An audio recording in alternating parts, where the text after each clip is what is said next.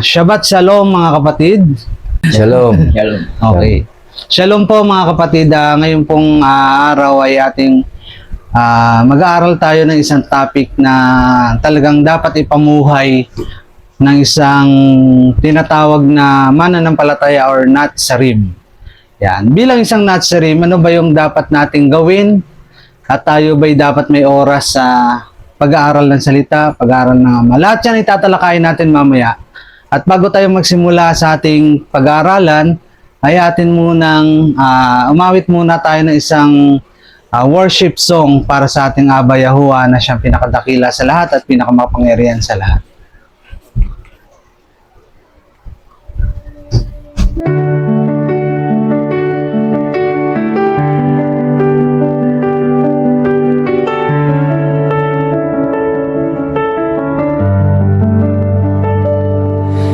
Marami ang nakarinig ng iyong tinig, ngunit ilan lamang ang nakaunawa. Isa ang salita, isa ang ulan, ngunit hindi lahat ay pinasibol ng lupa.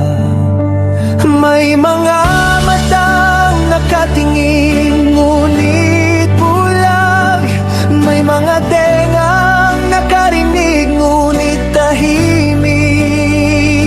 Hindi dahil mas marunong, hindi dahil mas masipag, kundi dahil ikaw ang pumili kung sino ang makakaunawa.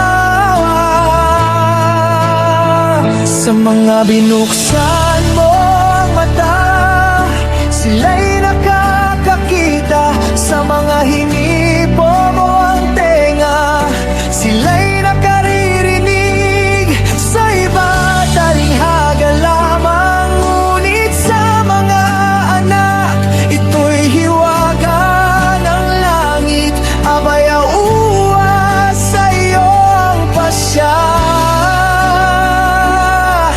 Kung sino ang makakaalam ng iyong salita.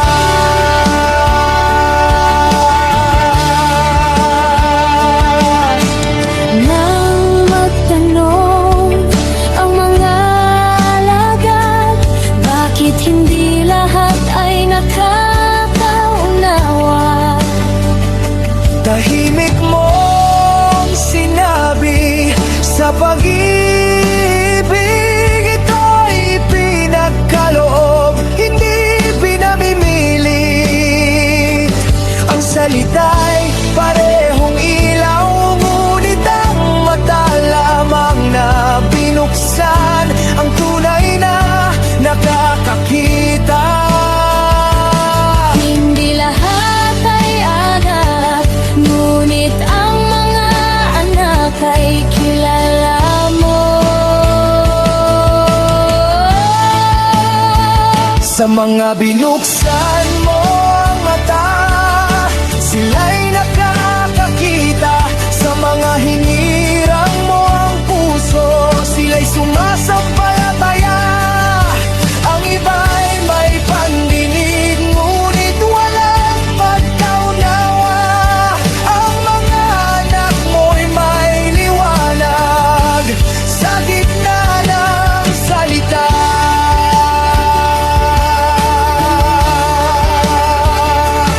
Kung ako man ay nakaunawa, hindi dahil sa aking talino.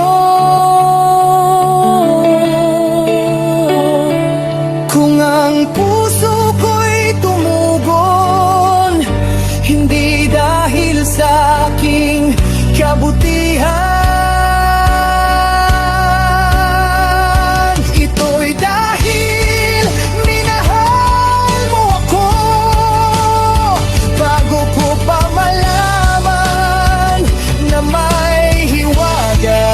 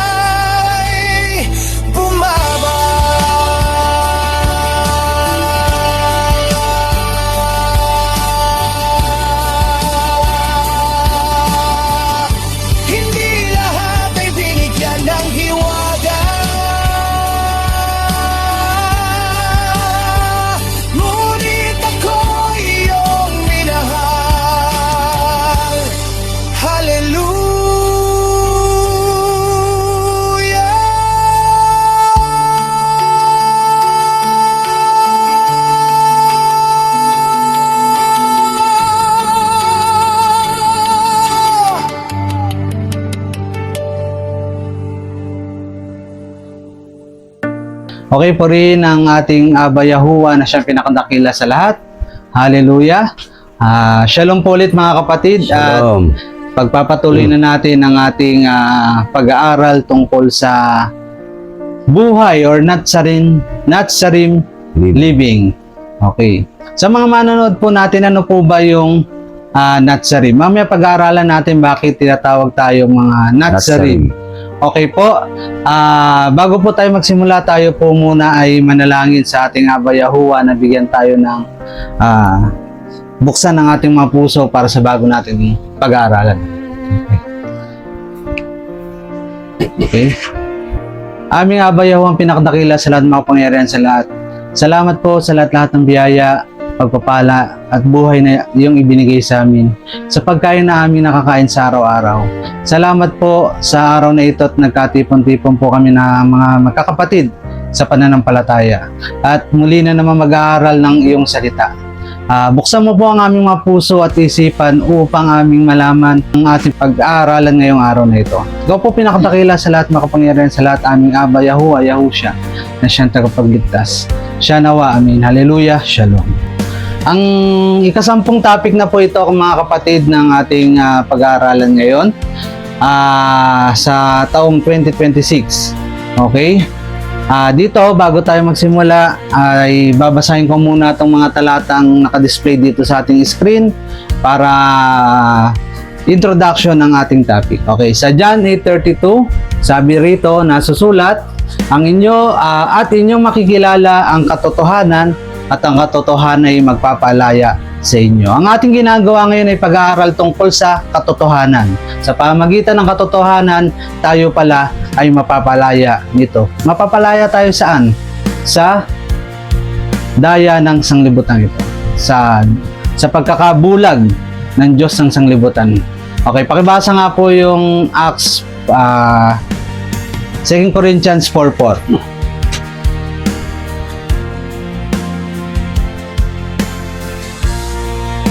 2 Corinthians 4:4. 4:4.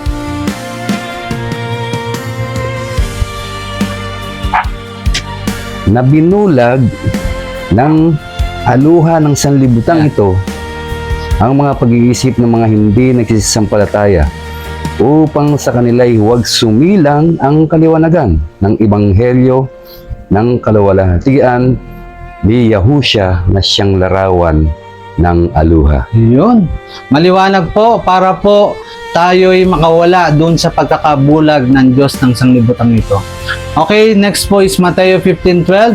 Na magkagay nagsilapit ang mga alagad at sa kanya'y sinabi, nalalaman mo bagang nangadamdam ang mga Pariseyo pagkarinig nila ng pananalitang ito. Sinasabi dito mga kapatid na ang Misaya talagang may kasakitan o masakit talaga magsalita. Talagang ang isang tao na hindi para dito sa katotohanan ay talagang makakaramdam ng pagdadamdam or parang sabihin na natin pagiging balat sibuyas. Kaya po dito hindi po tayo naglalaro, tayo po yung nag-aaral ng katotohanan. Okay, 13. That of what? Sumagot siya at sinabi, ano kaya naging tugon ng ating Misaya? Ang bawat halamang hindi tinanim ng aking ama na nasa kalangitan ay bubunutin. Maliwanag po na sinasabi ng Misaya, kapag ang isang mananampalataya o yung isang tao ay hindi itinanim ng ama sa kalangitan, ay ito pala ay bubunutin. Okay, maliwanag po yan. Si Misaya po ang nagsabi niyan na kapag ang isang mananampalataya hindi tinanim ng ama sa kalangitan, ay ito ay bubunutin. Kaya 14, nagkaroon ba ng amor o nagkaroon ba ng awa ang Misaya or si Yahusha sa mga Pariseyong nagdamdam sa kanyang mga sinabi? Tingnan natin ang tugon ng ating Misaya. 14, pabayaan ninyo sila yung mga bulag na taga-akay at kung ang bulag ay umaakay sa bulag ay kapwa sila mga huhulog sa hukay. Napakatindi ng pagkakasagot ng ating Misaya sa kanila. Makikita natin kung gaano magsalita ang Misaya. Wala siyang pakialam sa nararamdaman mo. Lalo kung ikaw ay umaakay o ikaw ay isang bulag na taga-akay at inaakay mo pa yung iba para kapwa silang mga huhulog sa hukay. Ganun mga kapatid, ganun magsalita ang Mesaya. Kaya po dito sa pag-aaralan natin, may mga verses po talaga na talagang masakit, tagos sa ating puso.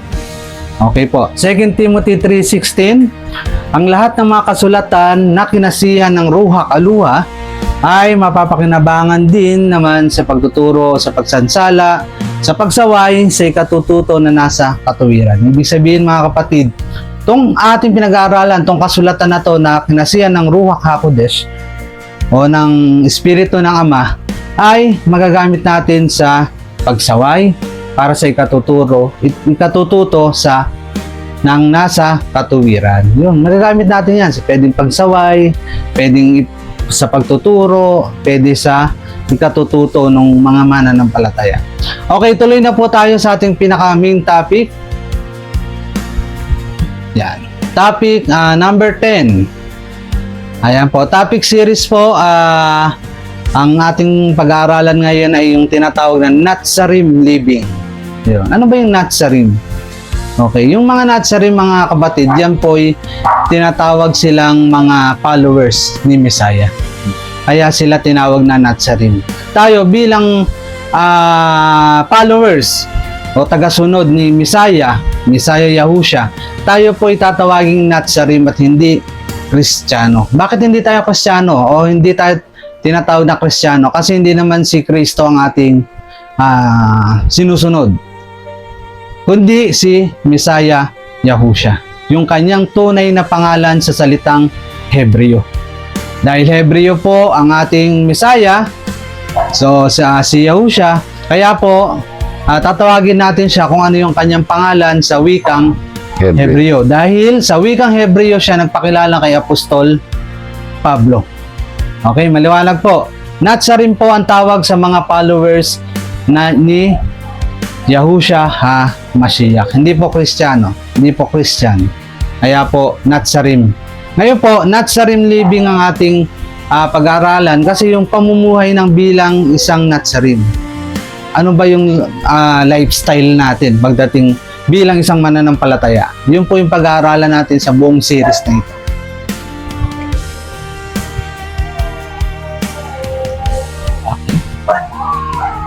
Okay po, part 1. Ano ba yun? Ang tamang prioridad ng isang tunay na mananampalataya. Kung tayo bilang isang mananampalataya, meron pala tayo dapat priority or prioridad. Ano kaya yung mga prioridad na yan? Yan yung pagtatalakayin natin sa part 1 nitong topic series natin. Okay, pangunahing talata, Gospel of Matthew, chapter 6:33. Okay po, pakibasa po mga kapatid. Sige po, pakibasa po. Ngunit hanapin muna ninyo ang kaharian ng Elohim at ang kanyang katuwiran at ang lahat ng mga bagay na ito ay daragdag sa inyo. Okay, napakaliwanag po ng sinasabi ng Mateo 6:33 na hanapin muna ninyo ang kaharian ng Elohim o ng Aluwa at ang kanyang katuwiran at ang lahat ng mga bagay na ito ay daragdag sa inyo. Ibig sabihin, bilang isang mananampalataya at bilang isang Natsarim, dapat priority o prioridad natin kung tayo ba isang tunay na mananampalataya o tagasunod ni Messiah, ay priority natin munang hanapin ang kanyang katuwiran at ang kaharian ng Ama. Yun ang priority natin sa lahat. Mga kapatid, maliwanag na sinasabi diyan sa Mateo 6:33. Ngayon, sige, tutuloy pa natin at marami pa tayong malalaman sa topic na to. Sa Gospel of Luke, chapter 12, verse 31, pakibasa po. Hanapin ninyo ang kanyang kaharian at ang lahat ng mga bagay na ito ay daragdag sa inyo. Sabi dito, parallel to nakaparallel tong Mateo 6:33 tsaka yung Luke 12:31 na hanapin ninyo ang kanyang kaharian at ang lahat ng mga bagay na ito ay idaragdag sa inyo. Ano kaya yun? Ano kaya yung pinag-uusapan dito sa Mateo at sa Lucas? Balikan na nga po natin mga kapatid yung mga Mateo 30. Mateo 6:30. Okay po mga kapatid, i-display na lang po natin yung verse dito sa screen kapag na-upload na po natin to. Mateo 6:30. At tingnan nga natin bakit sinabi ng Messiah to. Ngunit kung pinararamtan ng aluhang ganito, ng ganito ang damo sa parang, na ngayon ay buhay, at sa kinabukasan ay igagatong sa kalan, hindi ba lalong-lalo na kayong pararamtan niya o kayong mga kakaunti ang pananampalataya? Oh, okay. Sige na. Kaya huwag kayong mga balisa ng mga nagsabi, ano ang aming kakanin? Yun. O ano ang aming inumin? O ano ang aming daramtin? Sapagkat ang lahat ng mga bagay na ito ay siyang pinaghahanap ng mga hintil. Yamang talastas ng inyong Ama sa kalangitan na kinakailangan ninyo ang lahat ng mga bagay na ito. Yun, mga kapatid, nakakilabot. Bakit pa nakakilabot? Dahil alam ng ating Ama kung ano yung pangangailangan natin bilang mga mananampalataya. At alam niya kung ano yung kailangan natin, pagkain, damit, kung ano yung pangangailangan natin sa araw-araw. Alam ng ating Amang lumikha. Kaya sinasabi ng Messiah, unahin muna natin. Siya na bahala sa mga susunod. Maalala ko lang po yung palabas na The Chosen. Kasi napakaganda ng The Chosen. Bakit? Yung sa senaryo niya, story ni Peter, kasi medyo ano pala siya, maraming utang na tax. Maraming kailangang bayaran. Yun. Ngayon nangyari, nasettle lahat yun. Nung siya'y naging followers na or sumunod na kay Messiah. Napakaganda nung senaryo na yun na talagang ipoprovide ng ating Amang nasa lahat o nasa langit o ng Aba Yahuwah ang pangailangan natin. Ako, actually, mga kapatid, sabi ko sa inyo, sa araw-araw, kahit pa paano hindi naman kami pinagkukulang. Sakto, nabubuhay sa araw-araw. So, hindi naman sobra. At least nakaka-survive everyday. Yun po yun. Kaya yun yung sinasabi, ang bahala ng Ama. Basta ang gawin mo lang bilang isang mananampalataya, yung priority, yung hanapin ang kanyang kaharian at ang kanyang katuwiran. Yun ang priority natin. Okay, unang talata pa lang po yan. Pero medyo mainit na po yung ating pinag-uusapan. Kaya ngayon, sa mga nakikinig, nanonood ng ating video sa pag-aaral tungkol sa prioridad ng isang Natsarim, ito, yan na po yung pinaka-main or core verse sa Mateo 6:33 tsaka sa Luke 12:31. Okay, next. Okay. Excuse. Okay, mga kapatid, yun ba'y pabiro na sinabi ng ating Messiah? So, yung nasa Mateo 6:33? Okay, number 1, yun pala ay, ano? Utos. Utos pala yung kapatid. Mga kapatid. Hindi lang suggestion. Hindi suggestion yun. Hindi sinasuggest ng Messiah sa Mateo 6:33 na hanapin nyo yung katuwiran, hanapin yung suggestion ko lang yun, hindi ganun. Yun po ay utos. Ibig sabihin utos, dapat sundin.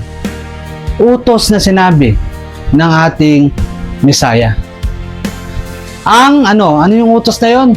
Ang hanapin muna.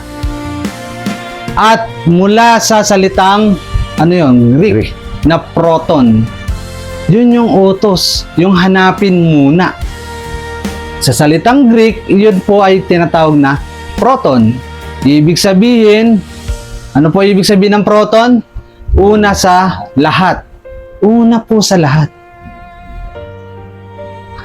Pangunahing prioridad bago ang ibang bagay. Napakalinaw mga kapatid. Hanapin muna.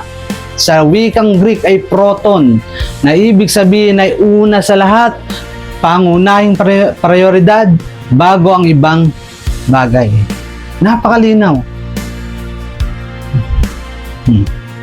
Hindi sinabi ni Yahushua, hanapin ninyo ang kaharian kung may time kayo. Sinabi po ba sa Mateo 6:33 na kung may time lang tayo, doon lang natin hahanapin ang kaharian, ang katuwiran?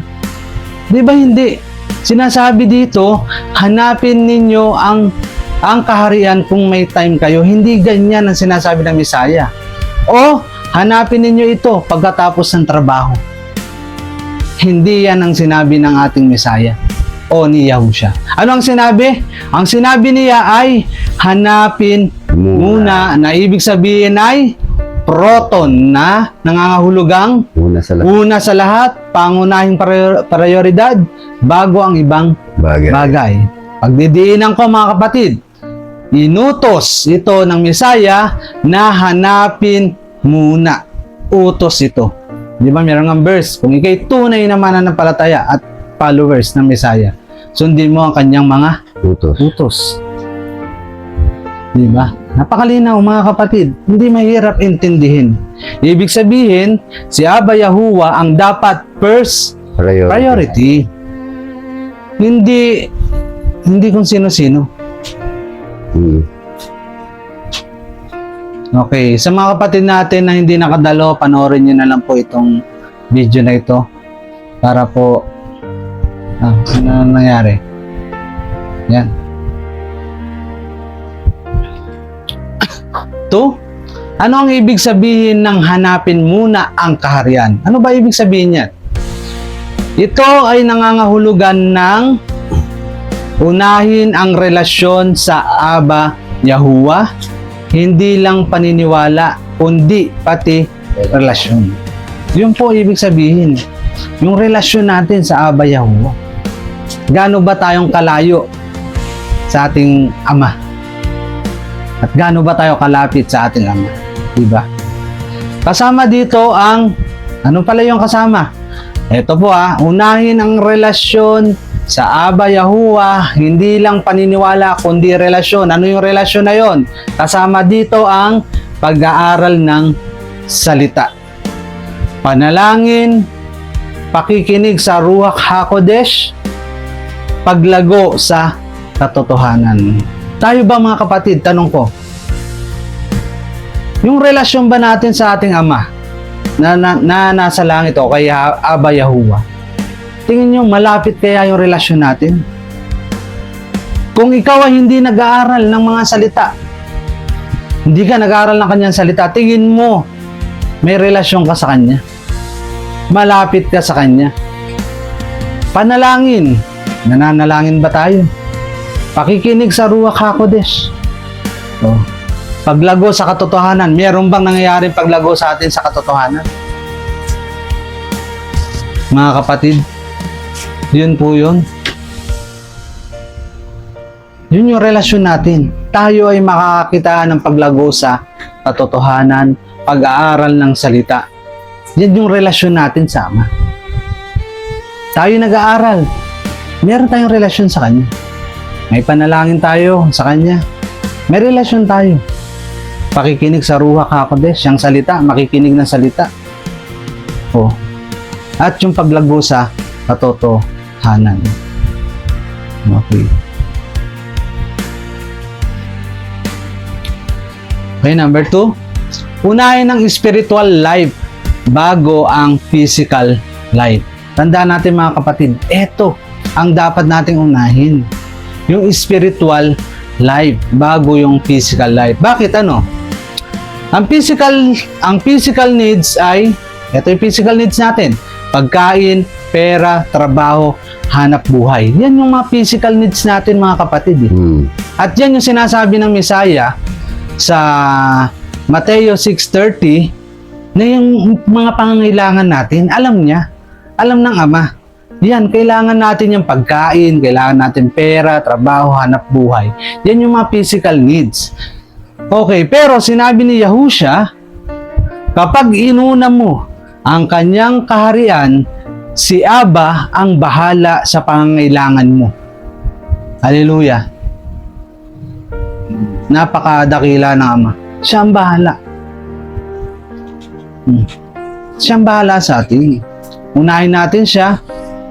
Unahin natin ang spiritual na spiritual life kasi sa physical life. Totoo yan eh. Kailangan natin pagkain, pera, trabaho, hanap buhay. Pero mas kailangan natin ang spiritual life. Kasi ang isang tao nabubuhay lang, ilang taon lang. 60 years, 50 years, 70, 80. Sabihin na natin, pinakasagad, 120 years. Pero after ng 120 years, yung buhay sa ang kabilang buhay, wala nang taon yun. Eternal na po yun. Walang hanggan yun. Pwedeng walang hanggang buhay at pwedeng walang hanggang kamatayan. Dalawa lang yun. Wala nang taon doon sa kabilang buhay. Okay. 3. Ang mga Natsarim sa unang siglo ay ganito ang buhay. Ang tunay na Natsarim ay inuuna ang pag-aaral ng salita. Bakit? Kapag araw ng Sabat, mga kapatid, sa Jerusalem nung panahon ng mga apostol, panahon ng mga alagad, ano sila umaattend sila sa araw ng Sabat. Lahat yun. Nagpupunta sila doon. Doon nga sa pista ng Pasko dumadayo pa sila. Taon-taon na events nila yun. Ganyan ang ginagawa ng mga Natsarim.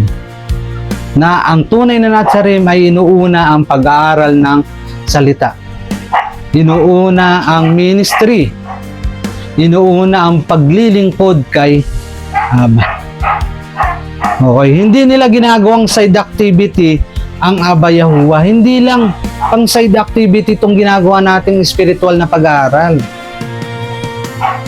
Ito yung priority natin, hindi side activity. Kung hindi kailan lang tayo magkaroon ng time. Doon lang. Diba? So, kung kailan ka lang may time, doon ka lang may time sa kanya. Pero hindi ganun. Hindi side activity si Aba Yahuwah, ang ating Ama. Siya nga yung priority natin, mga kapatid. Hindi yung kung kailan lang natin maisipan. Okay, ginagawa nila itong sentro ng buhay. Dapat si Aba Yahuwah ang ating sentro ng ating buhay. Diba? Anong masasabi niyo, mga kapatid?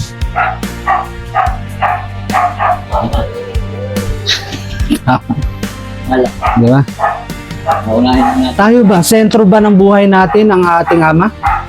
Ang ating Aba? Tamang, unahin mo muna. First priority. First priority ang spiritual life. Hindi lang to side activity ang ginagawa natin pag-aaral. Ating pag-aaral ng salita, pag-aaral tungkol sa Aba Yahuwah. Ito yung sentro ng buhay natin. Diyan tayo dapat umiikot sa Kanya. Hindi pagdating ng Sunday, wala pa. Pagdating ng araw ng aralan, kung kailan naka-schedule, wala pa. Matatawag bang sentro yun? Side activity. Side activity. Kung kailan ka lang may time, kay Aba Yahuwah. Pero hindi siya ang sentro ng buhay mo. Hindi mo siya yung inuuna. Tayo, mga kapatid, Monday, may 7 araw tayo sa buong linggo. Nagiging sentro ba ng buhay natin sa pang-araw-araw ang ating Ama? Siyang nagbigay ng buhay, siya nagbibigay ng lahat. Di ba? Hindi. Rontek? Kalas yun. Di ba? Next. Okay. 4. Dapat ba mas priority ang salita kaysa trabaho? Dapat. Okay, paano? Ang tamang sagot ay oo. Sa prioridad, pero hindi ibig sabihin na hindi na magtatrabaho. Priority pa rin natin. Priority natin ang Aba Yahuwah, pag-aaral ng salita. Pero, hindi sinasabi na huwag na magtrabaho. Okay. Mahalagang maintindihan ang balance. Dapat may balance Dapat marunong tayo mag-balance, mga kapatid.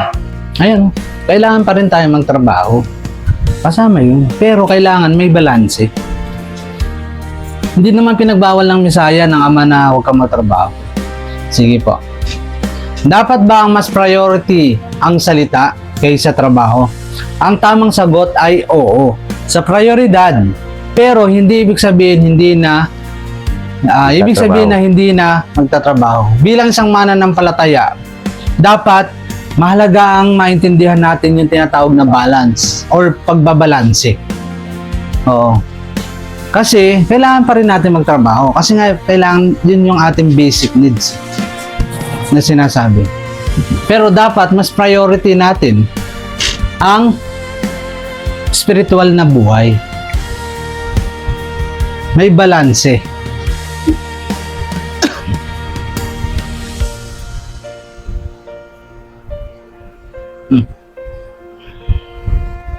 Okay.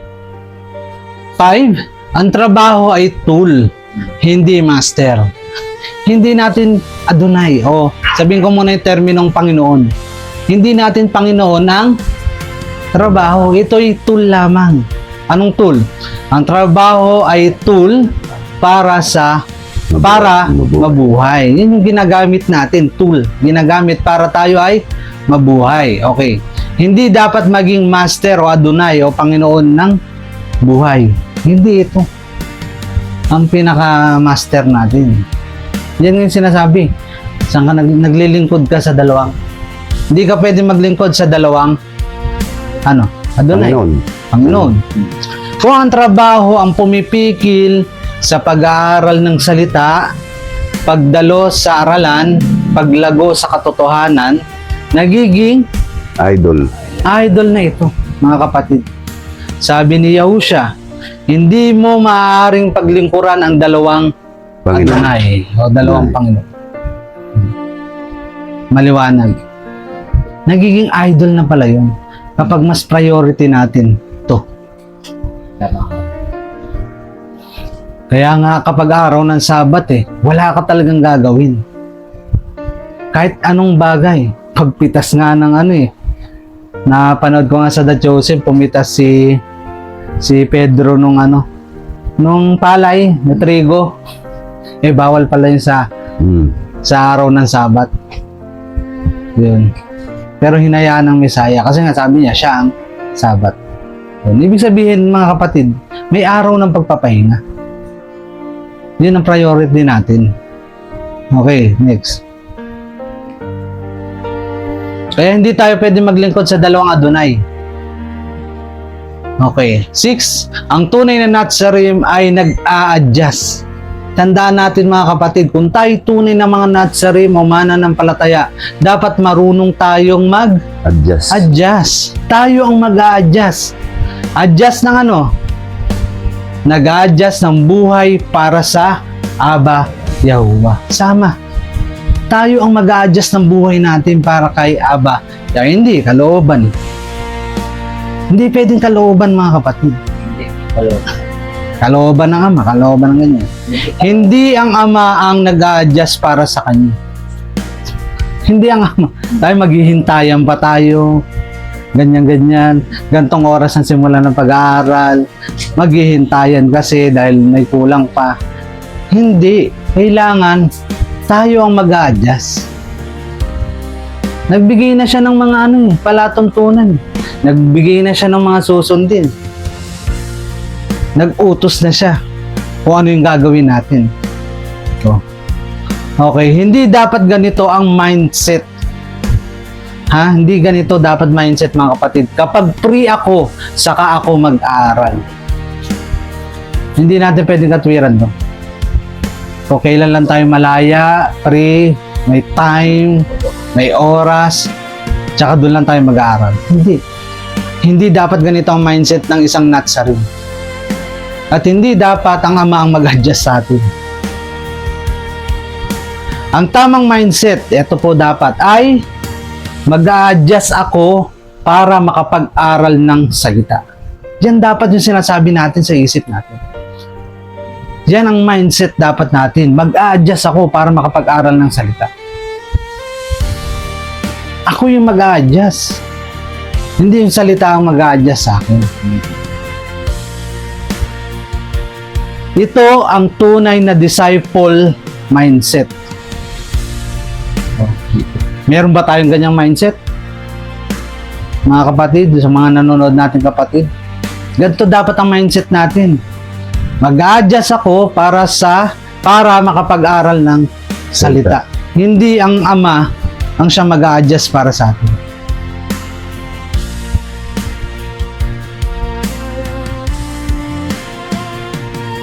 Okay, next. Okay? 7. Mas delikado ang paggawa ng ibang bagay habang nag-aaral ng salita. Tandaan nyo, habang tayo nag-aaral ng salita, dapat wala ka nang gagawing ibang bagay. Nung araw nga ng Sabat kung panonoorin nyo yung, or babasahin nyo yung kasulatan, yung pilay nagbuhat lang ng kanyang higaan pinagalitan ng mga Pariseo. Araw ng Sabat ngayon, ba't buhat-buhat mo yung higaan mo?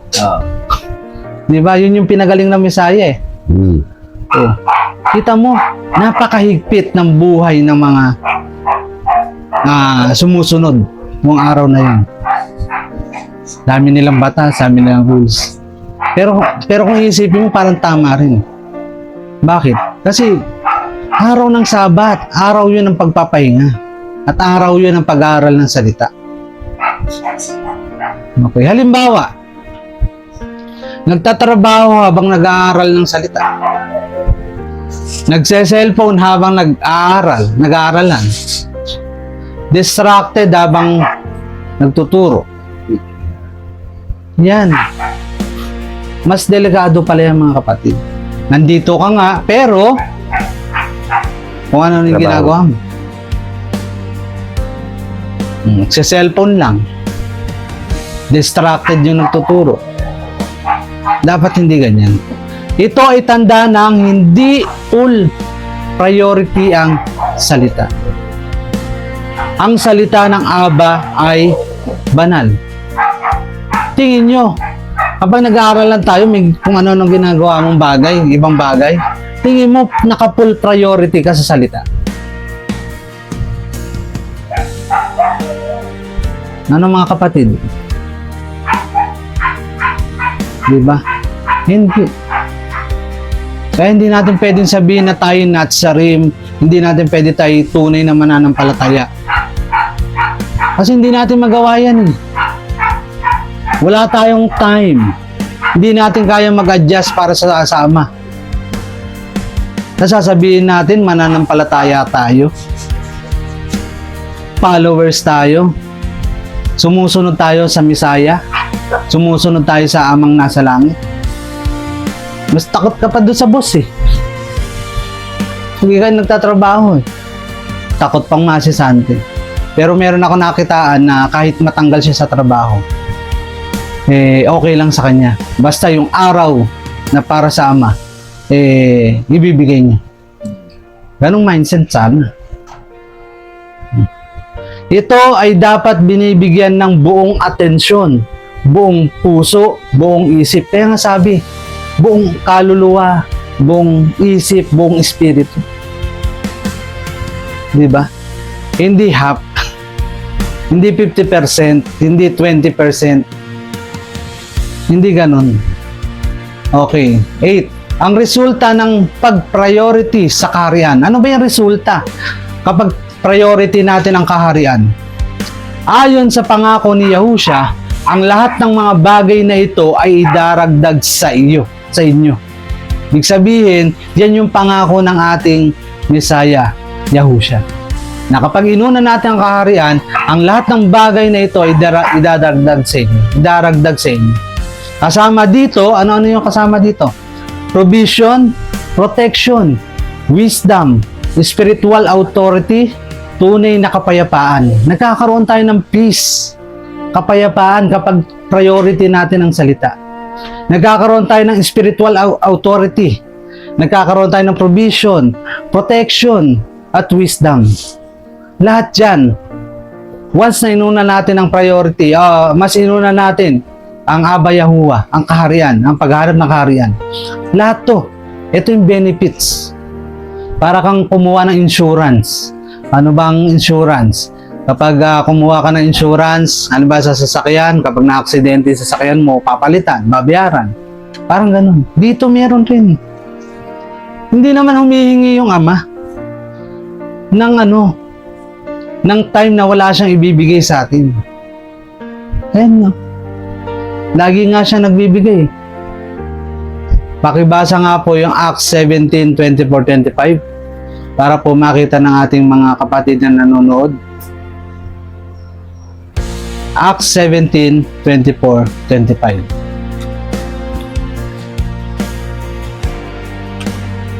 Ang Aba na gumagawa ng sanlibutan at ng lahat ng mga bagay na naririto.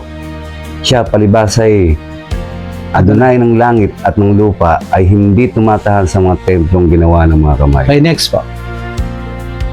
Hindi rin naman pinaglilingkuran siya ng mga kamay ng mga tao Okay, na para bagang siya'y nangangailangan ng anumang bagay. okay. Yamang siya rin ang nagbibigay sa lahat ng buhay at ng hininga at ng lahat ng mga bagay. Okay, sabi sa Acts 17:25, lahat ay siya ang nagbibigay. Binibigyan niya tayo ng buhay, hininga, at lahat ng mga bagay. O, siya ang nagbibigay sa ating mga kapatid. Siya bahala.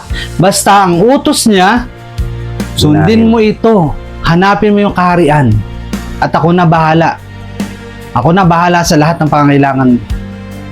Parang sa magulang. 'Di ba? Tayo sa magulang natin. O, sundin mo yung magulang mo. Ano reward natin? Pinapakain tayo, inaalagaan tayo. Sa tao pa yun, ha? What more ang ama? Kung tayo tunay mga anak, tayo tunay na mananampalataya, tayo tunay na Nazarene. What more, sabi nga, yung ibon nga pinapakain niya. Tayo pa, na kanyang mga anak. Di ba kapatid? Si Aba mismo ang magpo-provide sa atin. Ang ama mismo. Siya ang bahala. Akala lang natin tayo nakapag-provide. Pero siya lahat ng pag-provide. Tulad ng magbigay ako halimbawa. Sa trabaho, inuuna mo ang misaya, na-promote ka sa trabaho. Dahil ba yun sa'yo? Hindi. Dahil yun sa Aba. Dahil sa kanya yun. Lahat na nangyayari sa ating buhay dahil sa kanya. Dahil, bakit? Kung ikaw ba hindi nabigyan ng lakas, hindi ka nabigyan buhay o hininga ang isang tao kinabukasan. Di ba? Dali lang, oh. Wala. Bigyan ka lang ng sakit eh. Yung buhay lang, tama yun. Mabigyan ka ng karamdaman, magkaroon ka ng karamdaman. O, wala na yun. Tandaan natin mga kapatid, lahat kayang gawin ng Ama ayon sa kanyang kalooban. Kaya tandaan natin, pinakamahalaga ang spiritual life kaso sa physical life. Okay.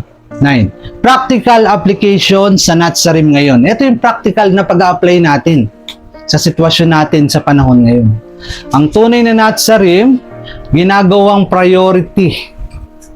Number 1, pag-aaral ng salita. Number 2, assembly o aralan. Number 3, ministry. Number 4, spiritual growth. Yan ang ating mga priority dapat bilang mananampalataya. Pag-aaral ng salita, assembly, aralan, ministry, spiritual growth. Ito yung assembly, yung pagtitipon-tipon po mga kapatid. Nagagawa ba natin to? Number 1. Bilang Nazarene. Nagagawa ba natin magtipon-tipon?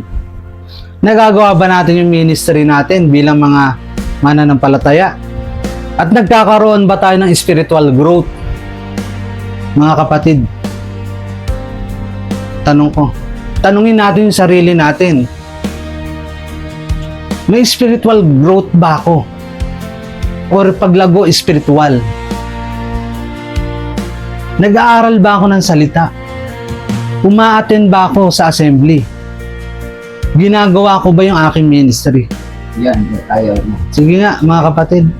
Doon tayo sumablay. Tanungin natin yung ating sarili kung nagagawa natin yung mga yan. Kasi yan yung priority natin. Pag-aaral ng kagawa natin dito sa ministry. Okay, sunod po. Hindi niya ito ginagawang optional. Ginagawa niya itong lifestyle. Dapat ito ang lifestyle natin. Pagkatapos ng trabaho sa maghapon, di naman tayo 24 hours nagtatrabaho. Basa ng salita. Kung may time pa para makapag-aralan. Kamukha nung sa tuwing Webes, doon sa cell group, doon sa pinupuntahan natin. Isipin nyo, galing pa sa trabaho, kakauwi lang, umattend pa talaga siya. Yung ganun. Wala pumunta niya. Kasi alam ng ama nagtatrabaho ka sa maghapon Alam naman niya yun. Hindi naman ang ama. Hindi naman mahina ang isip ng ama. Alam niya yun, ikaw nagwo-work ka 8 hours a day. O after ng trabaho, ano na gagawin mo? Basa. Makinig ng salita. Kung kayang makapagkita-kita ng kasama mga kapatid, magkita-kita, assembly, mag-aralan. Kung kaya natin makapag-ministry, ministry. Sabi nga, ano dapat gagawin? Ano gagawin? Balance. Ibabalance natin. May pagbabalanse tayo. Okay, hindi niya ito ginagawang optional. Hindi optional to. Dapat ito yung lifestyle natin. Sa araw-araw na pamumuhay. Yan ang ginagawa natin. Lifestyle nga Hindi, lifestyle ko, kailangan mag-travel ako lagi. Lagi akong nasa mall. Hindi ganun yung lifestyle. Kakain ako sa mga mahaling restaurant, ipapost ko sa Facebook. Hindi yun yung lifestyle ng isang tunay na mananampalataya, kundi ito. Ulitin ko po ulit mga kapatid sa mga nanonood. Ang priority ng isang mananampalataya ay yung pag-aaral ng salita, assembly o pagtitipon-tipon, ministry, at spiritual growth. Dapat yan ang priority natin bilang isang tunay na Natsarim. Hindi tayo pwedeng tawagin tunay na Natsarim kung hindi natin priority yan. Tanda natin mga kapatid. Conclusion para sa part 1 po. Ang tunay na mananampalataya ay makikilala sa kanyang priority. Ano yun? Kung ang priority ay trabaho, pera, mundo, hindi pagganap ang submission o hindi pagganap ang pagsunod. Pero kung ang priority ay Aba Yahuwah, ang salita, ang kaharian, ito ang tunay na Natsarim living. Tayo ba mga kapatid? Nandito na ba tayo sa tunay na Natsarim living? Araw na nga lang ng linggo, isang beses ang araw. Hindi pa magawang makakumpleto. Hindi pa magawang makadalo. Kasi hindi biro ang pag-aaral ng salita. Tandaan natin ilang taon lang mabubuhay ang tao. 50, 60, 70, 80, 90 hanggang 120 mo na o sagad mo na 150 years. Pero sa kabilang buhay, yung eternal life, walang date doon, walang taon doon, eternal nga habang buhay. Saan ka? Bosom of Abraham o dito sa Hades? Dalawa lang naman patutunguhan di ba? Doon wala nang bawian. Kaya nga sa Luke 16 yung mayaman, papuntahin mo yung mga si Abraham para sabihan na wag rin silang mapunta dito. Okay, tuloy po natin. 11. Malalim na tanong para sa sarili. Self-examination. Ito mga kapatid, kailangan meron tayong self-examination. Ano yun? Tanungin ang sarili. Ano ang una kong iniisip paggising ko? Ikaw tayo, ano ba una mong iniisip paggising mo? Pandesal. Pandesal? Di ba? Kailangan. Kape. Kape? Yung pagkatag na natin. Ako kapatid, bilang halimbawa lang po sa inyo. Siyempre, dapat nga gawin mong mas mababa ka sa kapatid. Pero bilang halimbawa, bilang pagpapatotoo, ako pagkagising, mananalangin. Magdadasal sa Aba. Magpapasalamat sa bagong buhay na kanyang binigay. Bagong buhay na naman. Ganun. Yan. Salita ba? Salita ba ng aba o trabaho at pera? Yun. Saan umiikot ang buhay ko? Saan ba umiikot ang buhay? Dito pala, sa pangalawa. Okay, tanungin ng sarili. Salita ba o trabaho at pera? Tayo bilang mananampalataya. Priority ba natin to o ito? Okay, next. Saan umiikot ang buhay ko? Saan ba umiikot ang buhay natin? 8 hours a day, magtatrabaho, kakain, matutulog, kinabukasan, gising, kain, trabaho, magpapahinga, kinabukasan. Ganun lang ba yung cycle ng buhay natin? Tapos pagdating ng Sunday, or kung anong araw may aralan ng salita, wala pa. Oh. Ito mga tanong sa sarili natin mga kapatid. Tayo mga kasagot. Ikaw ba tayo? Saan umiikot ang buhay mo? Ikaw bispo, saan umiikot ang buhay mo? Ganun. Hindi. Doon umiikot buhay ko sa love life ko. Di ba? Doon umiikot ang mundo ko sa girlfriend ko. Doon umiikot ang mundo ko sa trabaho at sa pera. Sabi ng Misaya, hindi ka pwedeng maglingkod sa Dalawang. aba o sa pera. Okay, saan ba umiikot mundo mo tayo? Sa kaharian o sa mundo?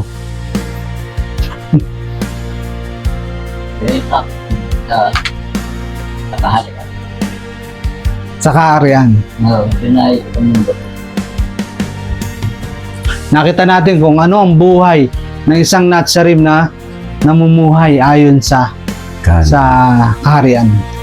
Okay, next.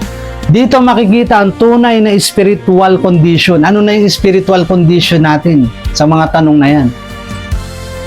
Inuuna ko ba, ano ba yung una ko iniisip? Yung salita ba o sarili ko? O yung salita ba ang inuuna ko? Yung trabaho, pera? Umiikot ang mundo ko sa sanglibutan? O umiikot ba ang mundo ko sa kaharian o sa mundo? Nandyan mo ngayon makukuha yung metro ng yung spiritual condition. Kaya nga nagbibigay na ng mga pamantayan. Nasaan na ba metro natin dito?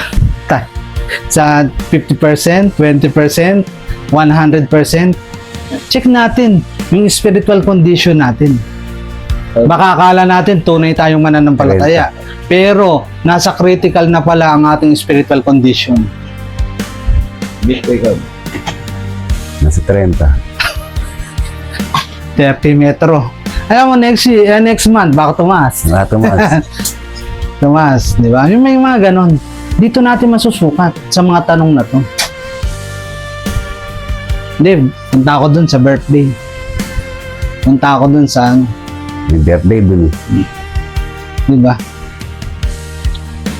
Ayun. Okay. Break.